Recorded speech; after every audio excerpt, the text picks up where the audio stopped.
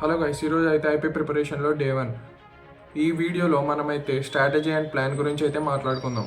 Only for group సబ్జెక్ట్స్లో ఎలా out of తెచ్చుకోవాలి అనేది. ఈరోజు టైం టేబుల్లో అయితే మనకైతే సాంస్క్రిట్ అయితే ఫస్ట్ ఎగ్జామ్, 2 days గ్యాప్కి ఇంగ్లీష్ ఎగ్జామ్ అయితే ఉంది. ఇంకో 4 days గ్యాప్కి అయితే గ్రూప్ సబ్జెక్ట్స్ అయితే ఉన్నాయి. దానిలో ఫస్ట్ మ్యాథ్స్ 4 daysకి ఉంది, ఇంకా 1 weekకి ఫిజిక్స్, ఇంకో 1 weekకి కెమిస్ట్రీ అయితే ఉంది. గ్యాప్ అయితే చాలా ఎక్కువ ఉంది. మ్యాథ్స్ ఎగ్జామ్కి అయితే 4 days, ఇంకా ఫిజిక్స్ కెమిస్ట్రీకి 1 week ఉంది. కాబట్టి మ్యాక్సిమం గ్రూప్ సబ్జెక్ట్స్లో అవుట్ ఆఫ్ అయితే స్కోర్ చేసుకోవచ్చు. నెక్స్ట్ ఈ మ్యాథ్స్లో అవుట్ ఆఫ్ ఎలా తెచ్చుకోవాలో చూద్దాం. మ్యాథ్స్లో అయితే ఫస్ట్ 1 mark 2 marks అయితే అన్ని లెసన్స్లో అయితే చదివేసేయాలి. ఇంకా నెక్స్ట్ 2 marks మెయిన్ అనమాట. 2 marksలో ఇంకా 1 markలో అవుట్ ఆఫ్ తెచ్చుకుంటే మ్యాక్సిమం మనకైతే 100s వచ్చే అవకాశం అయితే ఉంది. మ్యాథ్స్లో అయితే మెయిన్గా 4 marks అయితే 7 రాయాలి. కాబట్టి మెయిన్గా మీరైతే sets, relations and functions, complex numbers, linear inequalities, probability, ఇంకా కానిక్ సెక్షన్స్, స్ట్రైట్ లైన్స్, వీటి మీద ఎక్కువ ఫోకస్ చేస్తే ఈజీగా 28 out of 28 రావచ్చు. ఇంకా 8 marks అయితే probability, relations and functions, trigonometric functions, ఇంకా limits and derivatives, conic sections, straight lines, ఈ 6 మెయిన్గా మీరు ఫోకస్ చేస్తే చాలా ఈజీగా 8 marks అయితే మీరు క్లియర్ చేయగలరు. కాబట్టి ఇలా అయితే ఫాలో అవ్వండి. మెయిన్గా మీకు అవుట్ ఆఫ్ రావాలంటే 1 mark అండ్ 2 mark మీద మెయిన్గా ఫోకస్ చేయండి. డైలీ రివైజ్ చేయండి. ఇంకా కూడా మీరు చూస్తున్నారంటే కంటెంట్ నచ్చిందని అనుకుంటున్నారు, సో లైక్ చేయండి. ఇంకా మీ ఇంటర్ ఫస్ట్ ఇయర్ ఫ్రెండ్కి అయితే షేర్ చేసేయండి. నా ఫిజిక్స్లో అయితే మెయిన్గా యూనిట్స్ అండ్ డైమెన్షన్స్లో 2 marks అయితే ఉన్నాయి.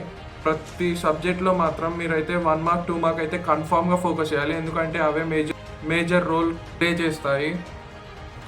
ఫిజిక్స్లో కూడా సేమ్ 1 mark 2 mark అయితే ఎక్కువ కాన్సన్ట్రేట్ చేయండి. నెక్స్ట్ 4 marks అయితే మనమైతే చాలా చాప్టర్స్లో అయితే దాదాపు ప్రతి చాప్టర్లో 4 marks అయితే ఉన్నాయి. 12 చాప్టర్స్లో అయితే ఫిజిక్స్కి అయితే 4 marks ఉన్నాయి. ఈ 12 చాప్టర్స్లో మనం అయితే 8 రాయాలి. కాబట్టి మెయిన్గా ఈజీగా ఉన్న చాప్టర్స్, మీకు నచ్చిన చాప్టర్స్, మీకు అర్థమైన చాప్టర్స్ అయితే ఫోకస్ చేసేయండి. ఆప్షనల్గా అయితే 1 or 2 questions అయితే నేర్చుకోండి.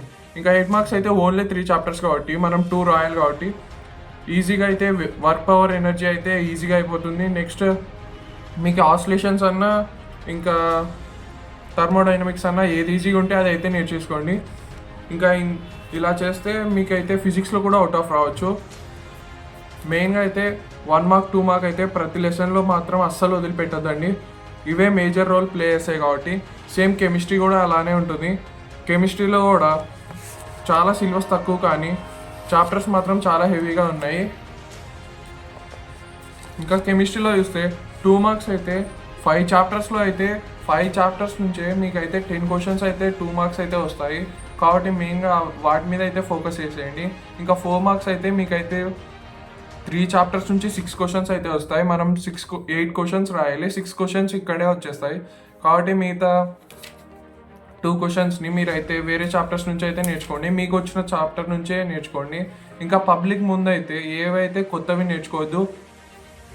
ఇంకా కాలేజ్లో పెట్టే ప్రీ ఫైనల్ ఎగ్జామ్స్ అయితే మెయిన్గా అవే టార్గెట్. దానిలో ఎన్ని వస్తే మ్యాక్సిమం బోర్డులో కూడా అన్నీ వస్తాయి. మెయిన్గా 1 mark 2 mark అయితే డైలీ అయితే రివైజ్ చేయండి. ఇలా చేస్తే మీకు గ్రూప్స్లో 270కి మినిమం 250 260 అబోవ్ అయితే వచ్చేస్తాయి. ఇంకా లాంగ్వేజెస్ గురించి అయితే డే 2లో అయితే మాట్లాడుకుందాము. డే 2లో ఇన్ డీటెయిల్గా అయితే మాట్లాడుకుందాము. నెక్స్ట్ ఈ వీడియో నచ్చితే ఫాలో చేసుకోండి, ఇంకా సబ్స్క్రైబ్ చేసుకోండి. ఇంకా మీ ఇంటర్ ఫస్ట్ ఇయర్ ఫ్రెండ్ ఉంటే వాడికైతే షేర్ చేసేయండి. This is the video. Thanks for watching. And రేపైతే డే 2 అయితే వస్తుంది.